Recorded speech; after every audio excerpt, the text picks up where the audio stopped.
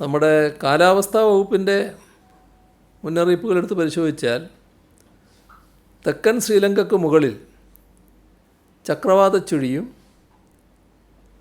റായൽസീമ മുതൽ കോമറിൻ മേഖല വരെ ന്യൂനമർദ്ദ പാത്തിയും രൂപപ്പെട്ടതിൻ്റെ ഫലമായി കേരളത്തിൽ അടുത്ത 5 ദിവസം വ്യാപകമായി ഇടി മിന്നൽ ഇവയോടുകൂടിയ മിതമായ ഇടത്തരം മഴയ്ക്ക് സാധ്യതയുണ്ട്. ഒറ്റപ്പെട്ട സ്ഥലങ്ങളിൽ ഇന്നും നാളെയും അതിശക്തമായ മഴയ്ക്കും സാധ്യതയുണ്ട്. ആഗസ്റ്റ് 16-17 വരെ ശക്തമായ മഴയ്ക്ക് സാധ്യതയുണ്ട് എന്നാണ് കേന്ദ്ര കാലാവസ്ഥാ വകുപ്പ് അറിയിച്ചിട്ടുള്ളത്. കേന്ദ്ര കാലാവസ്ഥാ വകുപ്പ് ഓറഞ്ച് മഞ്ഞ അലർട്ടാണ് പ്രഖ്യാപിച്ചിട്ടുള്ളതെങ്കിലും കുറഞ്ഞ സമയത്തിനുള്ളിൽ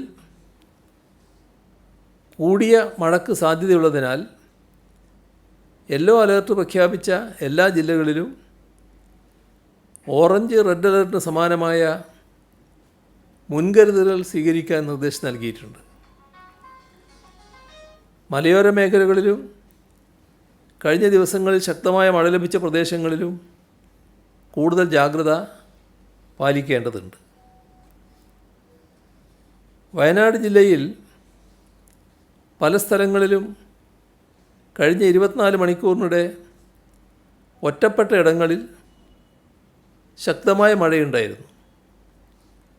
മേപ്പാടി പഞ്ചായത്തിലെ പൂത്തുമല ഭാഗങ്ങളിൽ ശക്തമായ മഴയാണ് ഉണ്ടായത്. മണ്ണിടിച്ചൽ സാധ്യത ഉള്ള പ്രദേശങ്ങളായതിനാൽ അവിടുത്തെ ജനങ്ങളെ തൃക്കൈപ്പറ്റ സ്കൂളിലേക്ക് മാറ്റിപ്പാർപ്പിച്ചു.